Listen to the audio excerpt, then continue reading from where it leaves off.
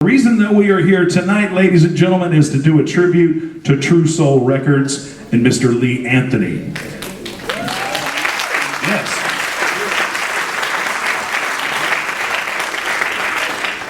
This tribute is very important and special to me because some of the folks that you're going to see up here tonight are the folks that gave me my start. They kind of took me under their wing 20, 25, 30 years ago and kind of brought me up right. So there is a history of not just Arkansas and Little Rock music, but American music in this house tonight. So please enjoy yourselves. Feel free to dance in your seats, clap your hands, stomp your feet, sing along. Some of y'all I know can't wait to hear your favorite True Soul song performed, I know.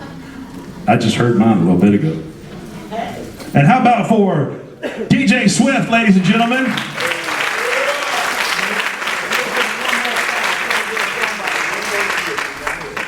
And before we start, we're going to play a special tribute to Ren Smith, Lorenzo Smith. Oh yeah.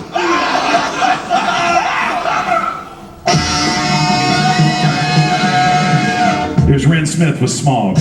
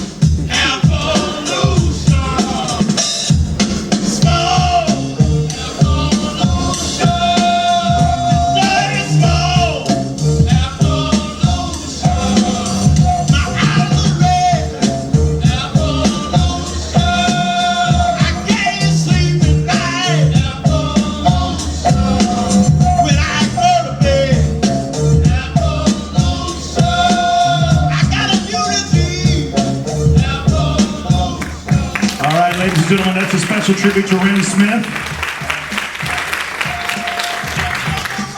Now I want to give you some of the reasons that Lee Anthony and True Soul Records are important. In 1966, Lee Anthony started Soul Brothers Records. Do y'all remember Soul Brothers Records?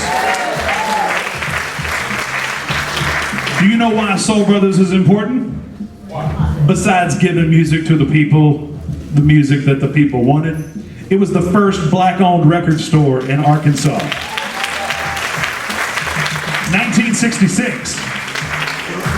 You know what he did in 1968? Right next door, he started True Soul Records, the first black-owned Arkansas record label.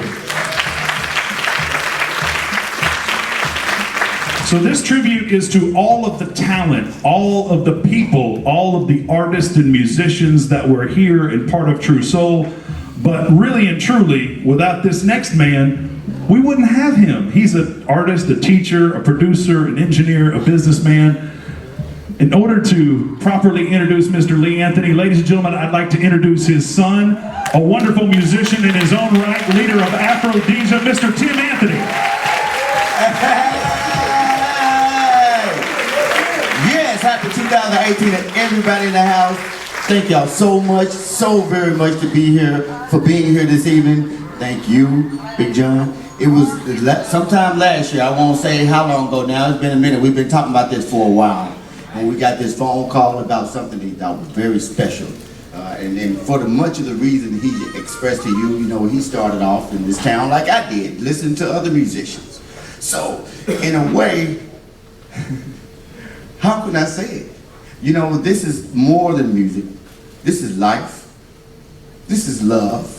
And this is community. So what tonight is about is a celebration.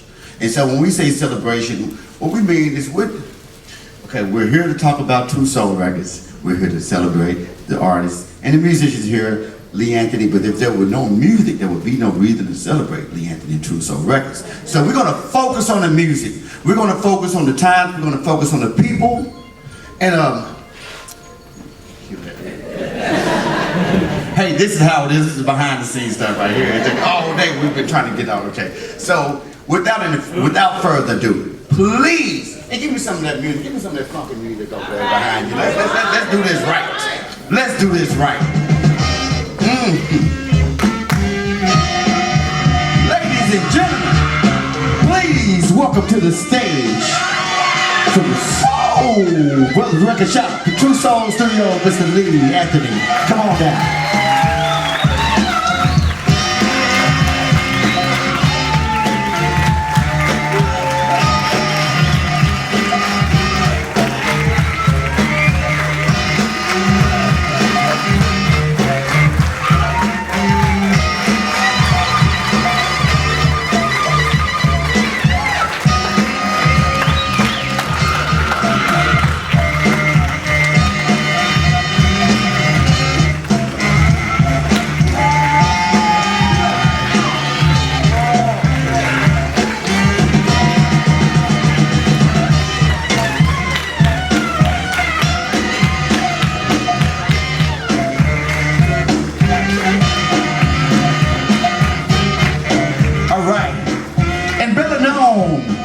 As the mayor of Little Rock music scene, I want you to give another big hand for the one and only Mr. Funky Music, Mr. Sister Funk, Mr. Thomas East. Give it up, give it up, give it up, give it up, give it up.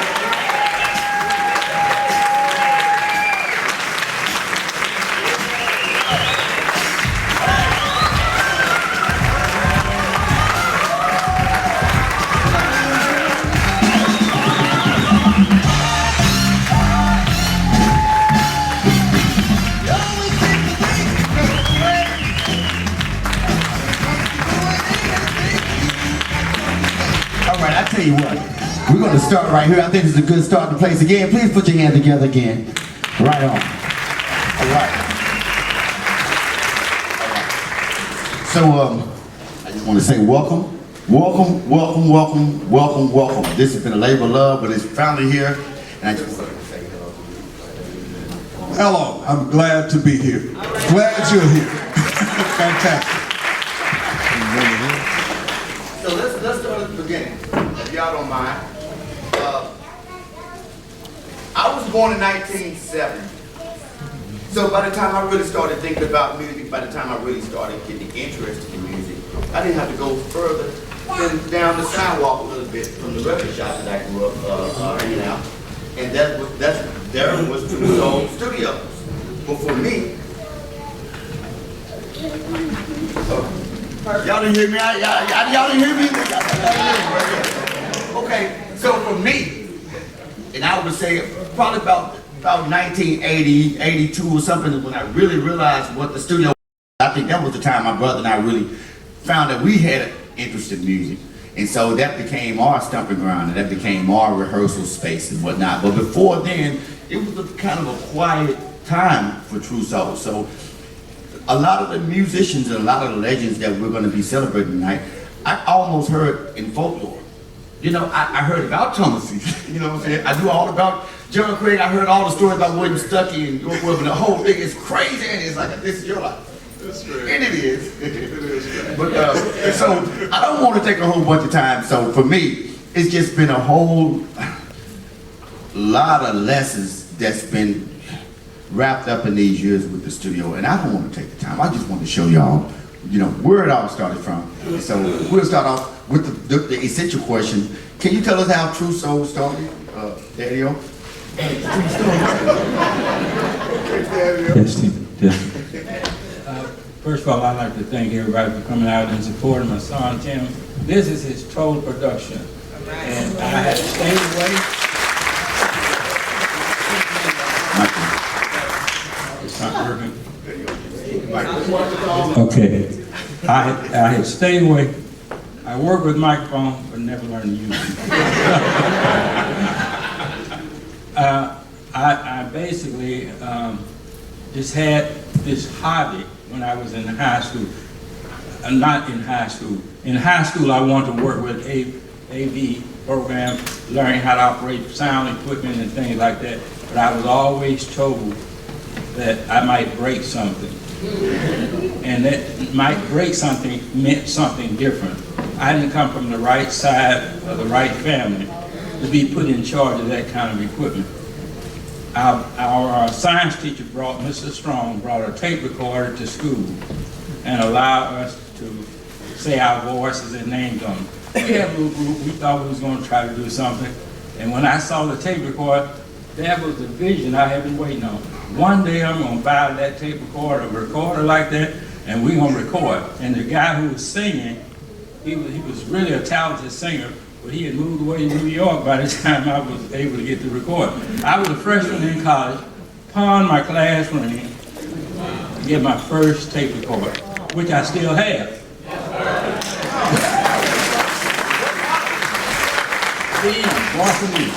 Boston Music. I took that, I pawned my classroom for $20, and the machine cost $30. So I had to put it in the layaway, actually.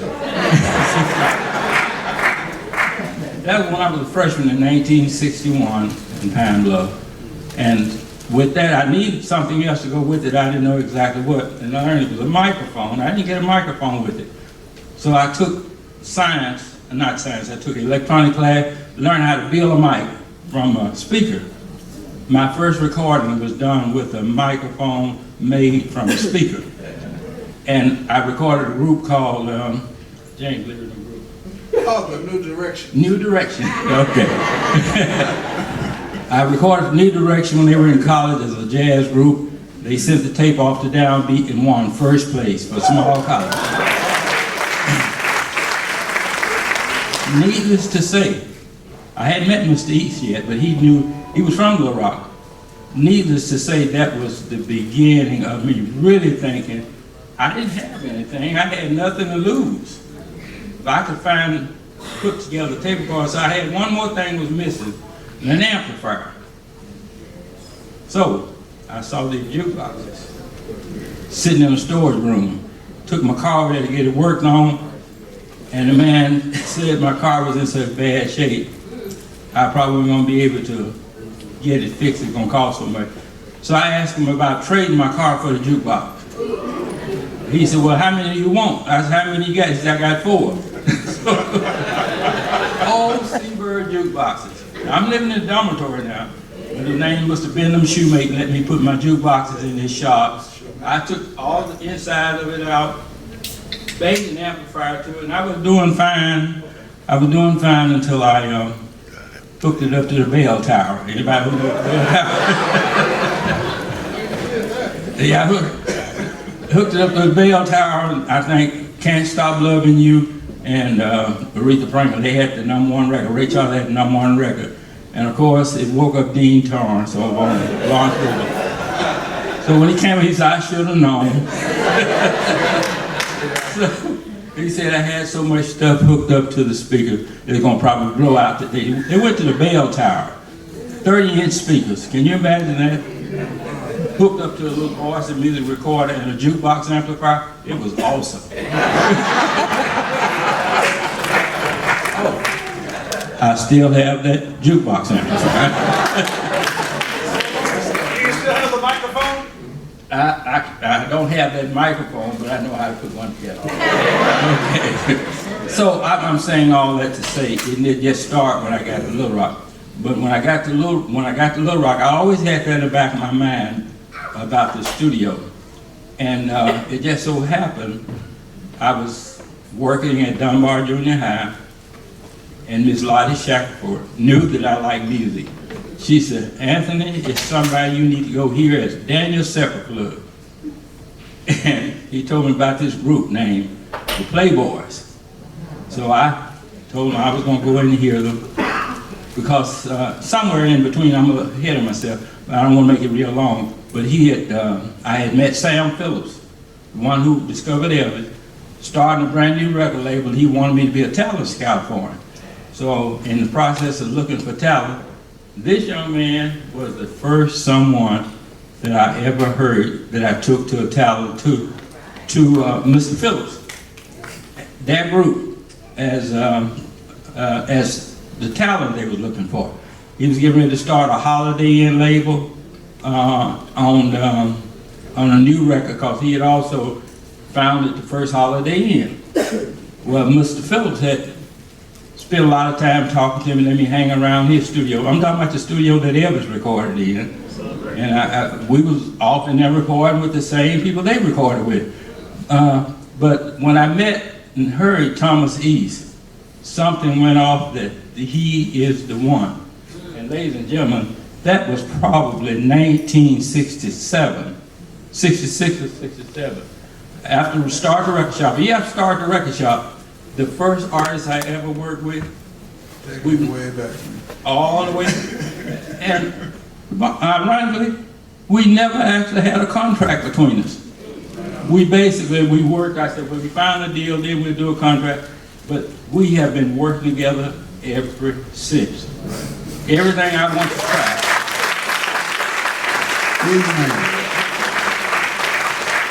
Now, if you haven't heard Thomas East and you ever heard him sing, you would not believe he would have stayed in Little Rock just to work with Little True Soul Record. A lot of people want to sign him. Clarence Avant is one who had Bill with us. He was interested in it and he wanted to just buy me out. He didn't want to deal with it. Motown listened to some of the things I had, and Motown told me I had the worst sound they'd ever heard. Not his voice sound. They liked his voice, but they didn't like what I was recording. So that was the end of my ever want to go back to Motown. But that same record, they talked about turned down somebody else down the street, ended up making a deal with us and giving us some advance money, and the record went on to become in the top 20s in the nation. So I'm sharing all this with you because young people need to understand and know it's very hard to follow your dreams. You know, I had a lot of discouraging moments. So many people have told me, I don't know why you're doing that. Ain't nobody gonna do nothing from Little Rock. The worst alibi ever, only someone I have ever worked with in my life has been Arkansas Talent.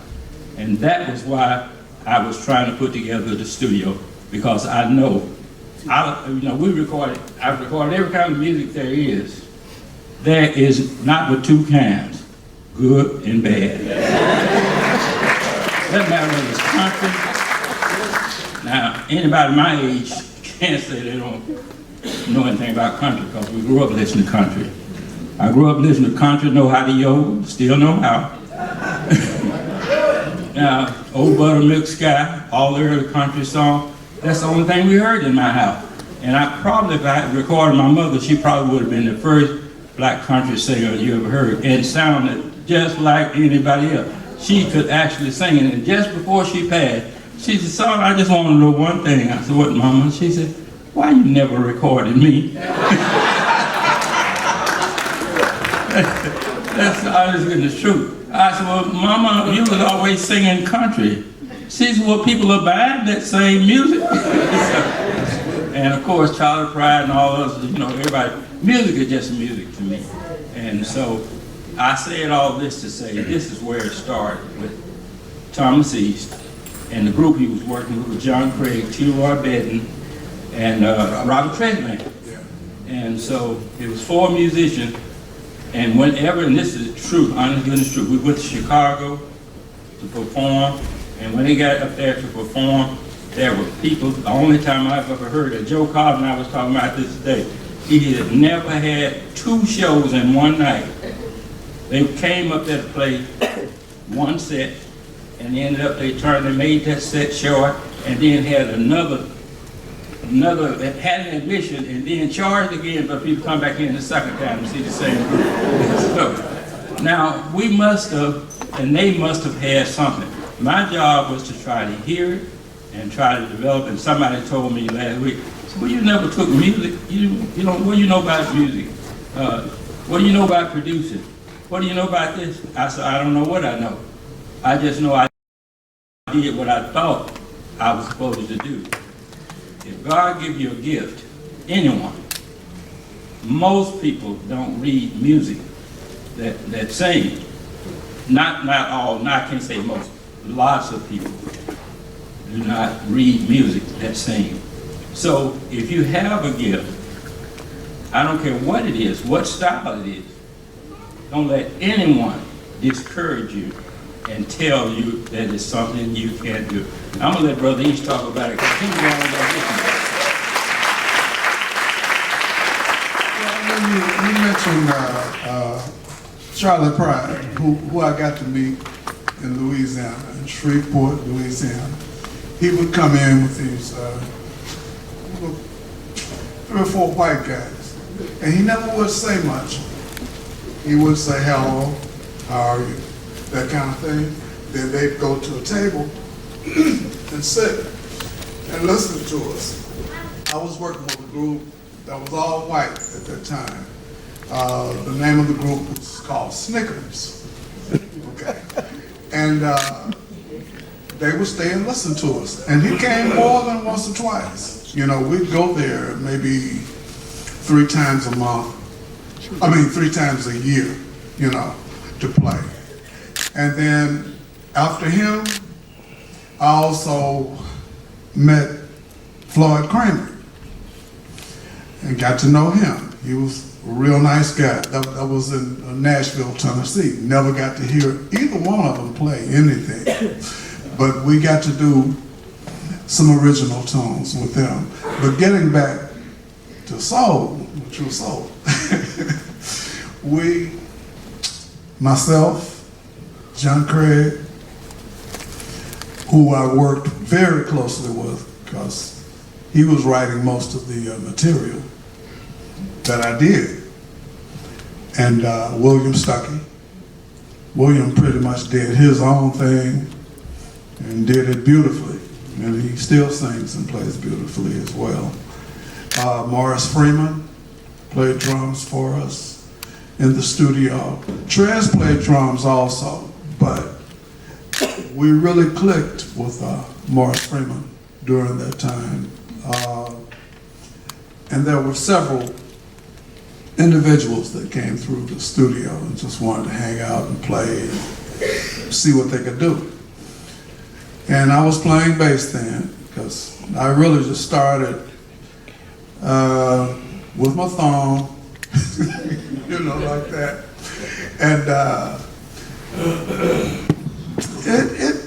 it did okay for a while, but after a period of time, I had to change that, you know. All these different things that were being played on the radio and whatnot. And I used to sit and practice with Verdine White on the recording. Now, you know, and I never met Verdine, but I loved, you know, his playing, and I love Earth, Wind, and Fire. You know, I love the stuff that they do. And eventually I learned quite a few of the things that they do, because I also play piano. But that didn't come until later. And I'm sure my sitting in the studio, the soul studio, practicing every day, you know, different stuff, you know, that I kind of put some things together. And also through me listening to a lot of the great musicians from around here in Little Rock, primarily Art Porter, Charles Thomas from Memphis, John Puckett from Hot Springs. I got to hear a lot of good music, and also a lot of piano playing. Plus, I got to see Art up close because I played bass with him.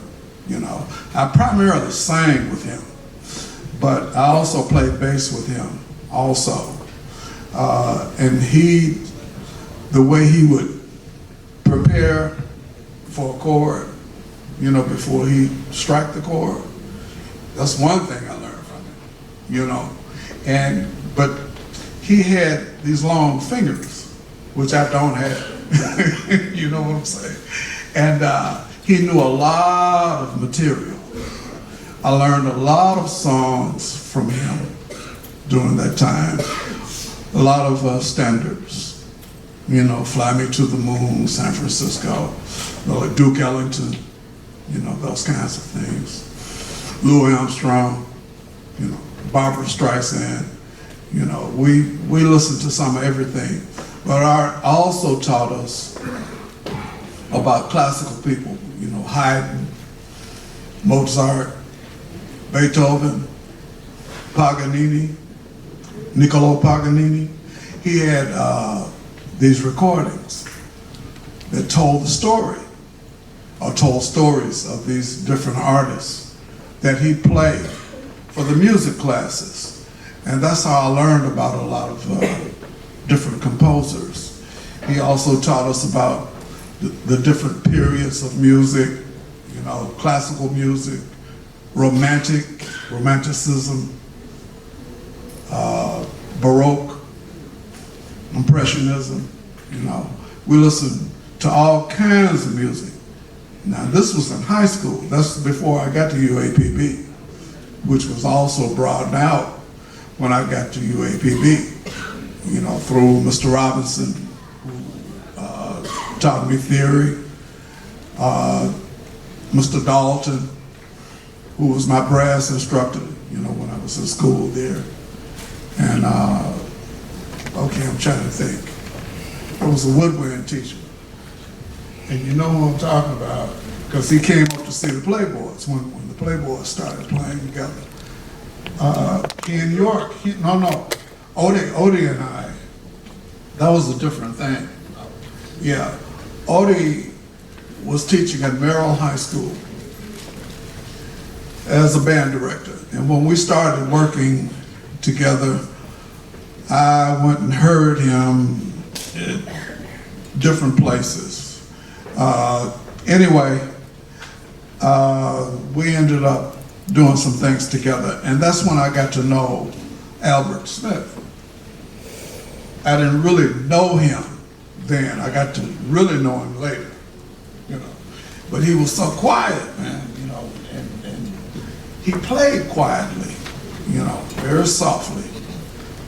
But when he came to Little Rock, he blew up. I mean, he was real loud when he started playing around Little Rock for some reason. I don't know why, you know, that happened. But he played well, and he played beautiful chords. I love the way he played his chords, but his soloing was beautiful as well.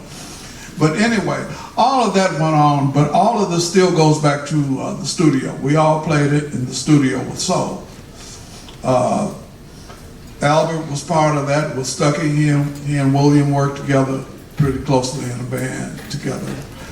And we ended up kind of collaborating, the Playboys and I forgot what they were, Superstars, I think is what they were called, you know, during that time. And we'd do some things together around town here. But getting into the recordings that we did, John Craig, like I said initially, was one of the main writers for me, anyway, during that time. Because I wasn't thinking about doing any writing at all during that time. You know, I was all about singing. Because I had started out, well, really in church, you know, with my mom, my aunt, and my uncle played some blues, you know, some kind of jazzy blues and whatnot during that time. But I never got to hear a lot of him during that time. I heard about him. Then I got to hear about he and his brothers, you know, like the East Brothers, you know, gospel group. And I you know, I had no idea, you know, small world. But anyway, when we worked together in the studio, this tune that John, one of the tunes he came up with, because he wrote quite a few tunes during that time. John Craig, who, I don't know if he's here now or He's not. right here. He just showed up. Hey, John, what's happening?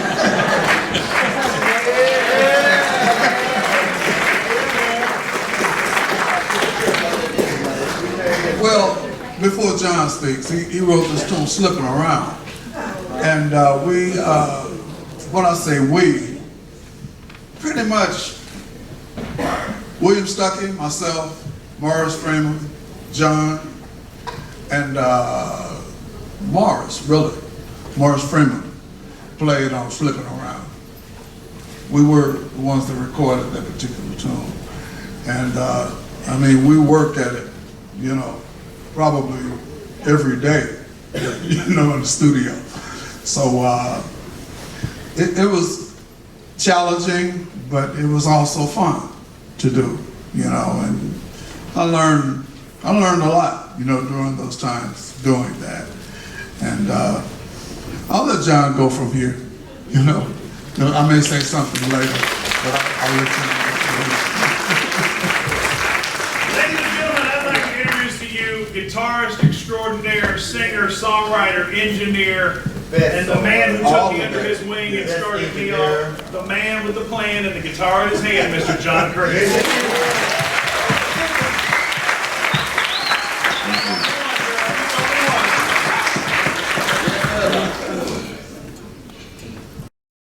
You want to say a few words about what you're up to? Just. All right, making sure I'm on. Yeah, Jim was telling me about ism, because I always talk about ism one. And I always say keep it on the one. And the reason I use that, because it's only one. You know, everything will boil down to one.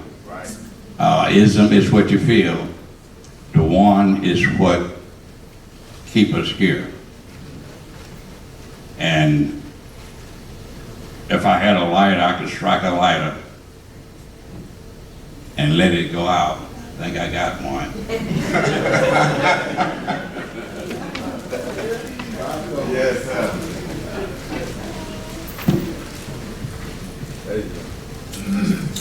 Like this flame here. You can see it now. That one is gone forever. That's the one. It's only one.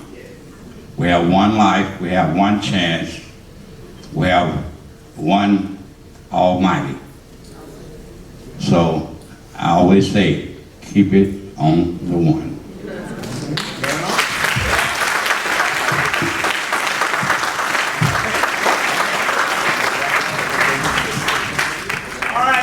We're going to take a small intermission and reset the stage, and we'll come back in about 10-15 minutes with some amazing music from True Soul Records. How about